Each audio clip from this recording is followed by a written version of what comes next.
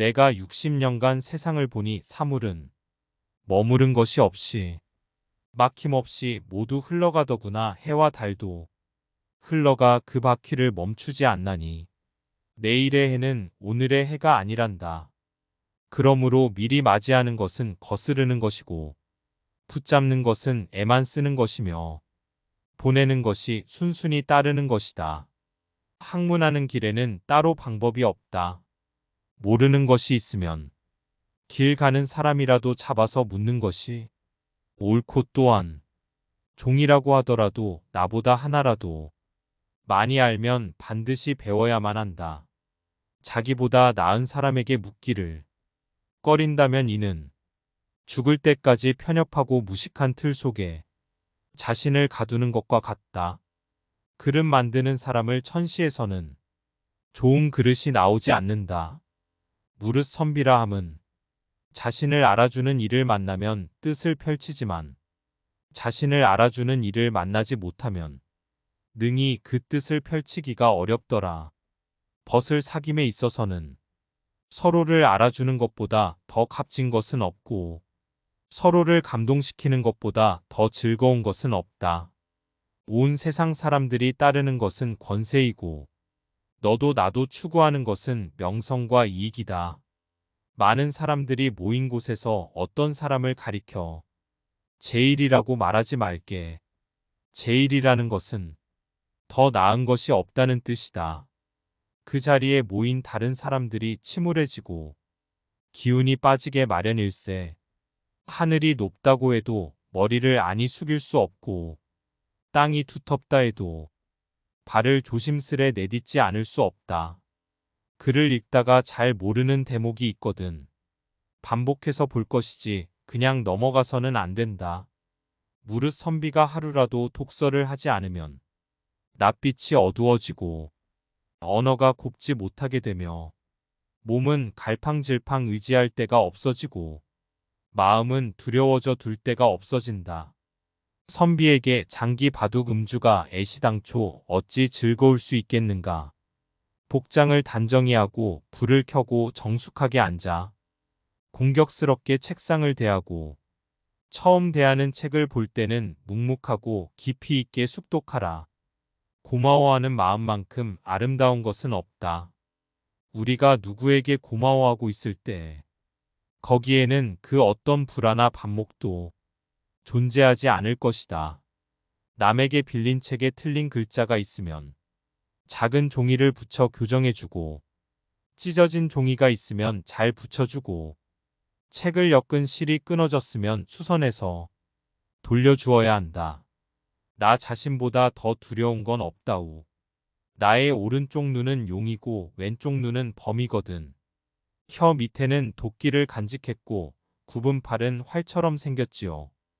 마음을 잘 간직하면 어린아이처럼 착해지지만 까딱 잘못하면 오랑캐가 될 수도 있다우. 스스로를 상가지 못하면 장차 제 스스로 물고 뜯고 망칠 수도 있는 게지요. 그래서 옛 성인의 말씀 가운데서도 사욕을 극복하여 예법으로 돌아간다고 하였고 사악함을 막고 참된 마음을 지닌다 하였지요.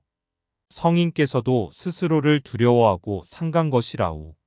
선비가 생활이 궁하다고 해서 궁상스럽게 구는 것은 수치스러운 일이요. 출세한 다음 제 몸만 챙기기에 급급해도 여간 수치스러운 일이 아닐세. 부자이면서도 인색하지 않으니 의로운 일이요. 남의 어려움을 도와주니 어진 일이요. 비천한 것을 싫어하고 존귀한 것을 사모하니 정녕 지혜로운 일이로다. 당신이야말로 진정한 양반이로구나. 장사꾼은 벗을 이익으로 사귀며 체면을 차리는 양반은 벗을 아첨으로 사귄다. 아무리 친한 사이라도 3번 달라고 해서 멀어지지 않을 사람 없고 아무리 원수 같은 사이라 할지라도 3번 주어서 친해지지 않을 사람은 없단 말일세. 이속으로 사귀면 지속되기 어렵고 아첨으로 사귀면 오래가지 못한다. 오직 마음으로써 벗을 사귀며 인격으로 벗을 찾아야만 도덕과 의리를 갖춘 것이 될 수 있다. 그러면 아무리 멀리 떨어져 있어도 둘 사이를 소원하게 만들 수 없다. 성급한 자가 그 화를 풀고 사나운 자가 그 원망을 풀려면 우는 것보다 빠른 길은 없다. 간을 토할 듯 쓸개를 녹일 듯 서로 손을 잡고 속마음까지 드러내 보이는 것이 믿을 만한 친구이다. 부처님의 밝은 눈으로 보면 온 세상이 모두 평등하다. 비록 하늘과 땅은 오래되었지만 끊임없이 새로운 것을 낳고 비록 해와 달은 오래되었지만 날마다 그 빛은 새롭다.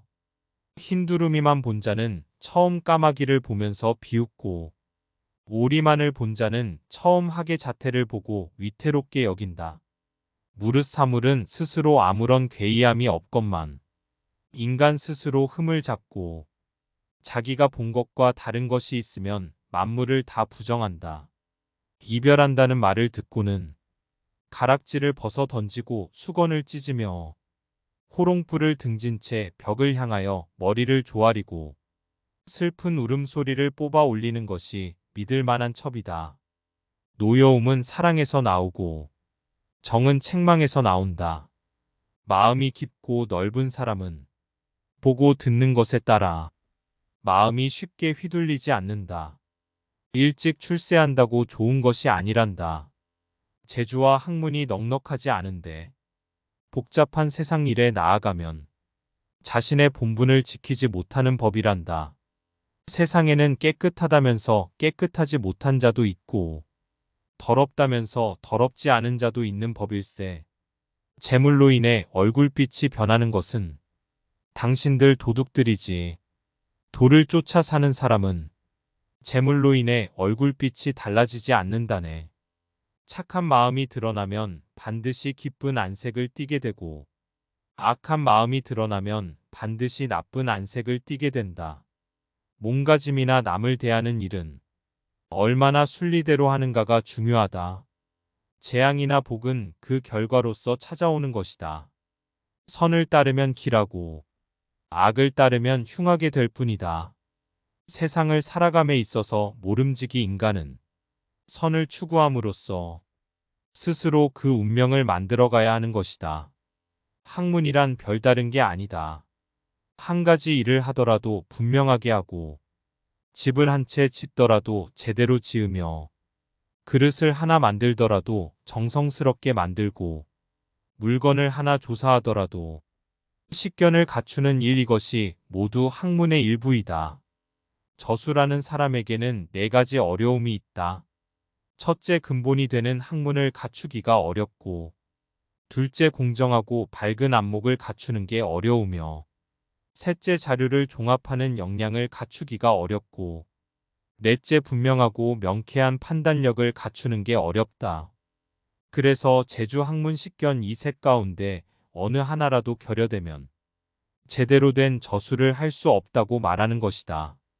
그러므로 저수라는 재주는 참으로 얻기가 어렵다고 하겠다. 화려함은 은은함이 받추어 줄 때 더욱 빛을 발하고, 은은함이 주는 지루함은 화려함을 통해 해소할 수 있다. 옛것을 본받는 사람은 자취에 얽매이는 것이 문제고, 새 것을 만드는 사람은 근본을 잃어버리는 것이 문제다.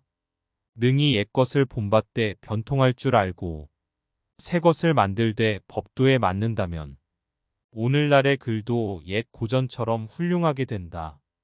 이 세상의 모든 잘못은 낡은 인습에서 벗어나지 못하고 눈앞의 편안함만 쫓으면서 적당히 임시 변통으로 땜질하려는 태도 때문이다.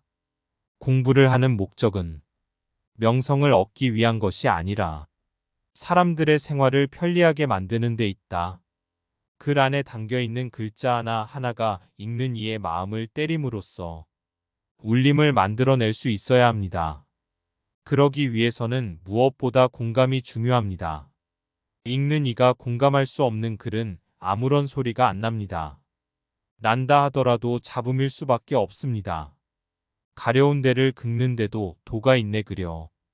칭찬 같지 않은 그런 칭찬에 사람들은 왈칵 손을 잡으면서 자기를 알아준다고 할 걸세. 고마워하는 마음만큼 아름다운 것은 없다. 우리가 누구에게 고마워하고 있을 때 거기에는 그 어떤 불화나 반목도 존재하지 않을 것이다.